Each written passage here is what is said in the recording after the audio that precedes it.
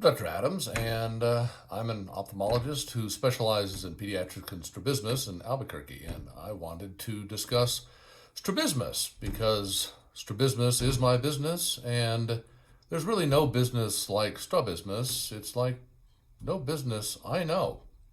So, what is strabismus? Strabismus is when the eyes are not straight. So, eyes can cross, they can go out, they can go up or down. Um, Sometimes a muscle gets stuck for mechanical reasons, and sometimes it gets stuck because of neurologic reasons. So let's start with my model eye so that we can discuss the anatomy of the eye muscles, and then we'll discuss a number of the reasons that patients may develop strabismus. So each eye has six muscles. You have horizontal muscles that move it side by side, and you have vertical muscles, move it up and down. These two cyclovertical muscles, one of my patients called them doorknob muscles, have a torsional and depressing as well as a torsional and elevating effect on the eye. For all those muscles, there's only three nerves that control them all. There's a busy one that controls this one, this one, this one, and this one. This happens to be a right eye. There's a lonely nerve that controls this muscle on the top of the eye and pulls the eye down and around like this. And there's a lonely nerve that controls this muscle and pulls the eye out towards the ear. For all those nerves, they are numbered not by order of importance, but by the location as to where they poke out of the brain, because all these nerves are connected directly to the brain. So the third thing that pokes out of the brain, actually the first thing that pokes out of the brain is the olfactory nerve. It controls your smell and your goes to your nose. The second thing that pokes out of the brain is the optic nerve, and that obviously is the cable for seeing. The third thing that pokes out of the brain is the oculomotor nerve, and it controls this muscle, this muscle, this muscle, and this muscle. It also controls the lid height and a little bit the pupillary response. Although the pupillary response is more complex than that. There's two branches of the third nerve that we don't need that for this discussion. The fourth nerve that sticks out of the brain controls this muscle up here, okay? And that brings the eye down and around like this. It's also called the trochlear nerve because this funny muscle up on top of the eye, it actually originates just like the other four muscles here. These are horizontal recti muscles, these are vertical recti muscles. All of these muscles and this superior oblique muscle originate back behind the eye around the optic nerve. It's something called the annulus of Zilm. And so the way this muscle gets there is it goes through a little pulley system called a trochlea that is on the orbital wall. And when the muscle retracts, it kind of pulls on this muscle and pulls it down and around like it's supposed to. This other oblique muscle down here actually originates on the orbital wall over here. So anyway, the point is that these nerves control these muscles, and that controls the movement of the eye.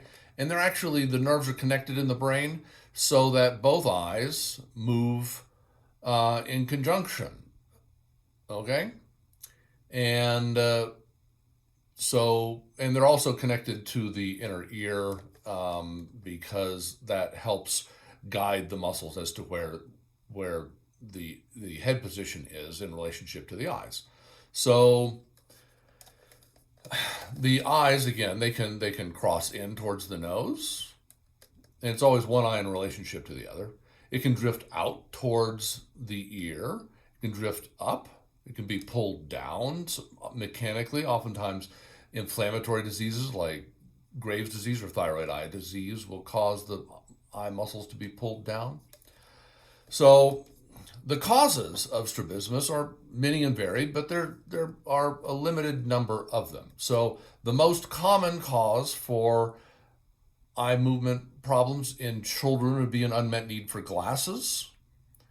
Any kind of abnormality with the retina or the optic nerve can also cause the eye to drift because the vision may be poor in one eye or both eyes, And so you lose that visual cue for keeping the eyes straight. And so the eye may just drift around. If it drifts out, we call it a sensory exotropia. So because of blindness or decreased sensory input, the eye will drift. So blind eyes frequently will drift. Obviously, every parent whose child's eyes aren't straight is worried that they have a life-threatening brain tumor and that the eye is drifting because of the fact that it has an abnormal nerve that is being mushed by a brain tumor. I can tell you that's extremely rare. I checked this afternoon, over 18,600 patients in my electronic medical records, and that's only since 2012. I've probably seen 30,000 patients, and I could count on one hand the number of kids I've seen whose eye is drifting because they have some neurologic problem in the brain that requires neurosurgery. It's very rare. I've certainly had children with tumors and things like that, but it's extremely rare. Out of 30,000 patients that I've seen, we're talking probably fewer than five that I've seen with that kind of thing. What I have, of course, occasionally seen, and this is not common, but I'd say this is more like twice a year, I will see a child who comes in with an optic nerve problem or a significant retinal problem. There are things like optic nerve hypoplasia, where developmentally the optic nerve doesn't develop normally. There are various things that can happen with the retina that cause vision loss. And I'll have several patients per year who have these kind of diagnoses. But by far and wide, the most common reason that children will develop an eye drifting is because of an unmet need for glasses. The most common being farsightedness. So basically, optically, the eyes are too small for their needs. And so the child has to focus, and you focus with the muscle back here called the ciliary body that controls the lens in the eye. And in order to get and generally when we focus, we're focusing on things up close. And to not see double when you're looking up close, you have to actually bring your eyes together onto an object, like I just did a moment ago. So convergence and what we call accommodation or focusing go hand in hand. They go together. And when you're farsighted and you have to focus, that induces a desire for the brain to converge the eyes or bring them together, because the brain thinks, oh, I'm looking at something up close, I need to bring the eyes together. And that is a significant driver for children's eyes drifting. High levels of astigmatism or nearsightedness, where the eye is too long, oftentimes will lead to the eye drifting out, just the opposite of drifting in. Other reasons that children's eyes may drift, again, neurologic, being very rare, but the unmet need for glasses being the most common. There are really 5 treatments when the eyes aren't straight. They include glasses, patching, eye drops, exercises, and surgery. And I emphasize these are treatments, not like that one is the cure that we're waiting on doing later. I would say the vast majority of my children, I can't put a number on it, but I would say 80 to 90% of the kids that I see who have strabismus, when they're treated effectively with glasses and what we call penalization therapy, where we patch the eye that isn't drifting, or use eye drops to blur the vision in the eye that isn't drifting, I'd say the vast majority of those kids will straighten their eyes out without requiring an invasive procedure. Frequently, when the eyes are drifting out, eye muscle exercises can be used, and I use both convergence exercises like pencil push-ups, where you have somebody focusing on a pencil and bringing it closer and maintaining that focus. You can also put beads on a string and move the beads, closer to the patient. There are computer vergence training programs that we use as well. They basically involve putting on 3D glasses and playing a not very good video game that's a little bit like Space Invaders, where there's shapes and you're launching other shapes at the shapes, and they change the pixelation of the figures in the video games so that you can only see them if you're using your eyes together. And I was going to grab a Ran Dot stereo butterfly in order to demonstrate this, but my drawer wasn't opening. So basically, with a random dot 3D picture, you can only see it with the 3D glasses and when you're bringing your eye and using your eyes together. So the video game changes the pixelation on the random dot pattern so that you can see it and play the video game. And it can tell when you can't see it because you can't play the video game well anymore. Eye muscle surgery, I have another video on this. Basically involves repositioning the muscles on the eye. And in the simplest terms, we can move the muscles back from where they were, allowing the eye to rotate away from that position. We can fold the muscles onto themselves and tack them down. That drags the eye in the direction that you want the eye to go. Or we can take a piece of the muscle out and reattach it. That also drags the eye in the direction we want it to go. Sometimes with this inferior oblique muscle, we'll take a piece out or cut it in two or relocate it on the eye in order to weaken it and prevent the eye from being pulled up for various reasons. Other reasons that children may have strabismus would be a mechanical problem with the muscles. There's something called Duane syndrome where this is a neurologic problem, but the nerves that control this muscle and this muscle will cross wire. Actually, the nerve that controls this muscle, and this muscle, and this muscle cross wires with the muscle that moves the eye out. And when the child looks in, all of these muscles will fire, and it kind of pulls the eye in. And then when they try to look out, the eye just doesn't go out. So that would be a neurologic reason that doesn't involve tumors or something like that the eye may not move. There's something called Brown syndrome where the tendon for the superior oblique muscle is abnormal and it gets caught in the trochlea, and so the eye doesn't move normally. That can be treated by surgically treating this tendon. There are abnormal muscle fibroses that can occur before birth, even during gestation, where the muscles just don't form normally or are thick and fibrotic, so they don't move normally. But all of these can be treated, all of those can be treated surgically to some extent. But again, the vast majority of kids, an unmet need for glasses and amblyopia. I have another video on amblyopia, that's vision loss. So when the eyes aren't straight, you develop double vision. And double vision is very irritating. You can play with that yourself just by intentionally crossing your eyes, and you'll see that you have irritating double vision. And you kind of want to close one eye. And if you close one eye, then the double vision goes away. And what the child's brain does is it shuts down the vision in the eye that's crossing, or sometimes to legal blindness levels, in order to prevent double vision from occurring. And so that's why it's so very important to treat the vision first. So if you recall, the treatments include glasses, patching, eye drops, exercises, and surgery.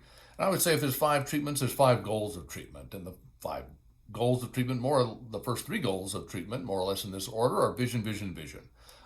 I feel strongly that the most important goal that we're trying to achieve is to get the vision in both eyes as equal and normal as possible.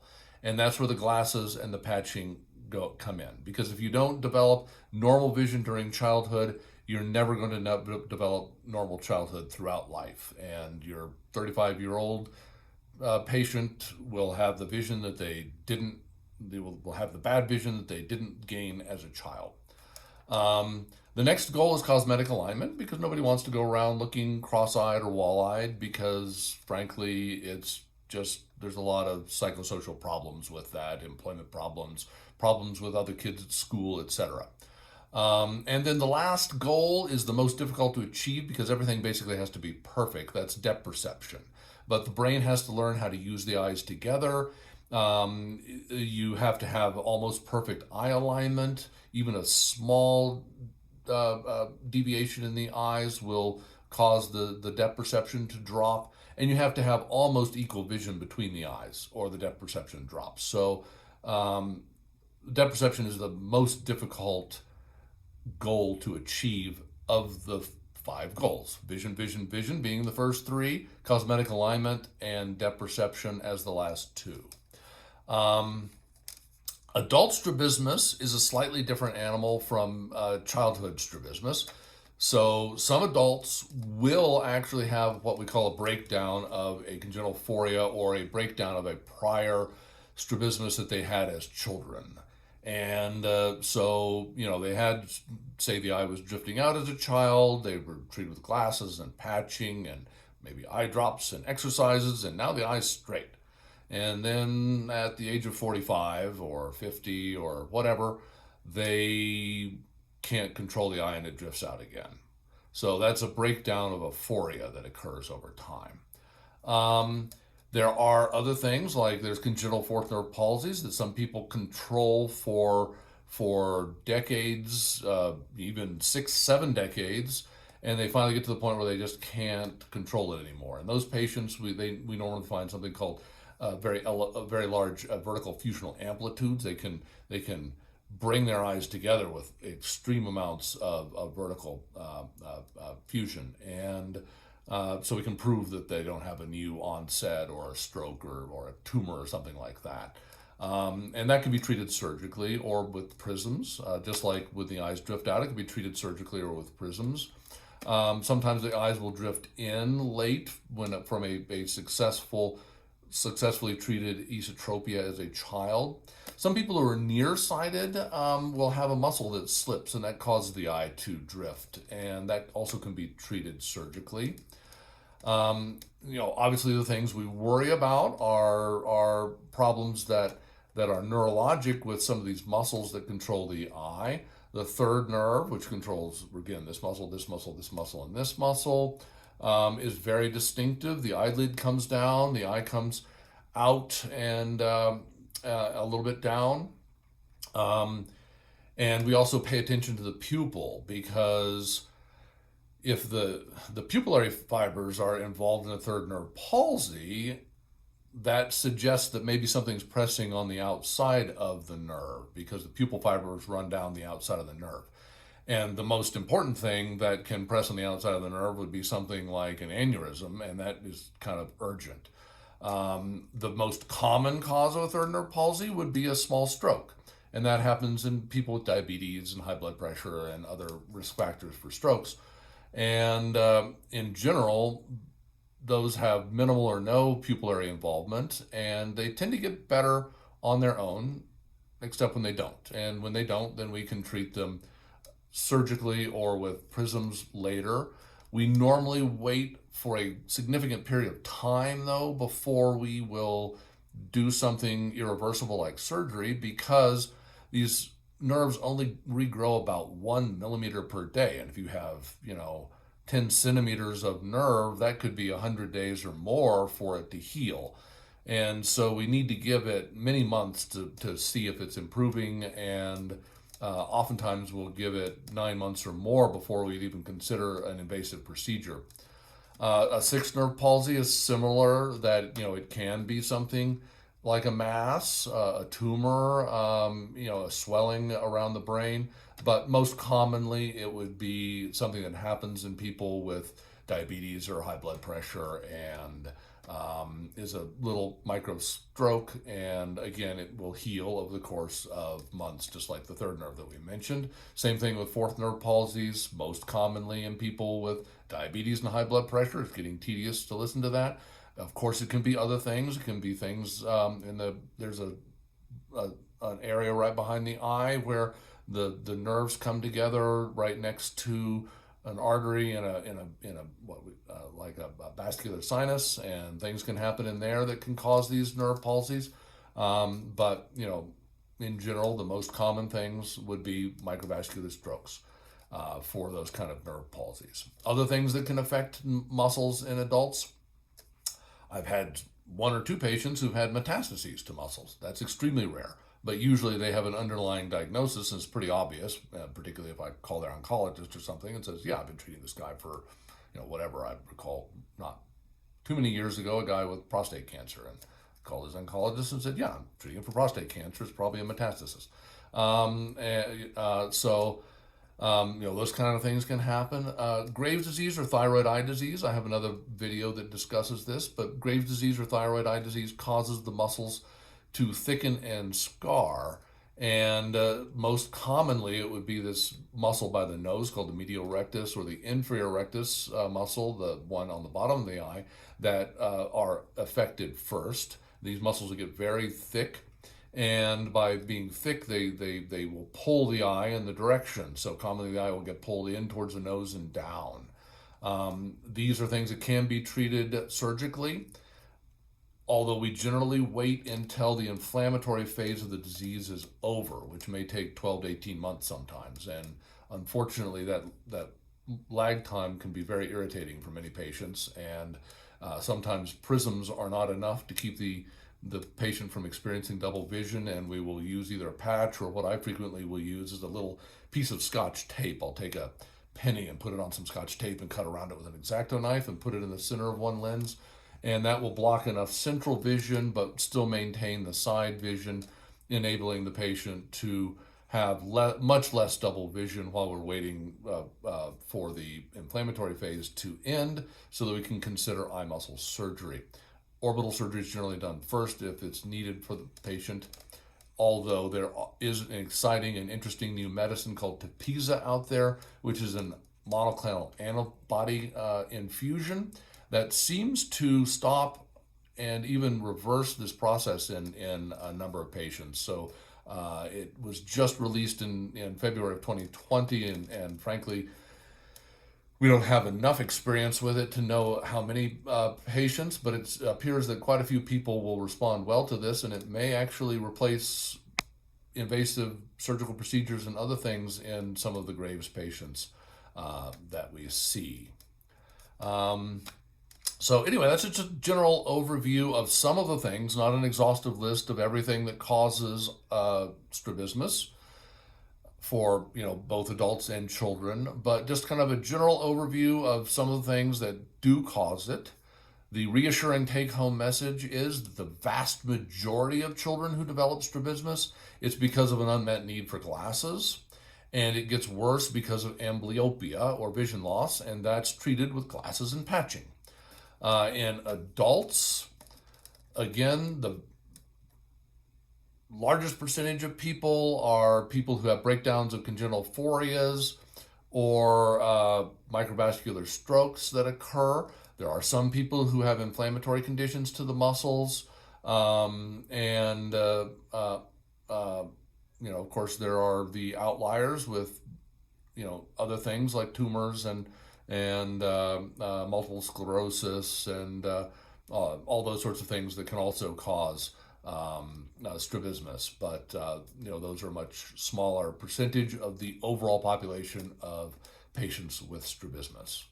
I do have a video on thyroid eye disease that goes into more detail on thyroid eye disease, and I have a video on strabismus surgery that goes into a little bit more detail on strabismus surgery and some of my techniques and post-operative plans. So I don't want to repeat all of that in this video. I hope this was informative for you and will help you frame your discussion with your physician or with me if I'm your physician about strabismus. Have a wonderful day, and I'm glad to have been able to share this with you. Thank you for watching. Bye.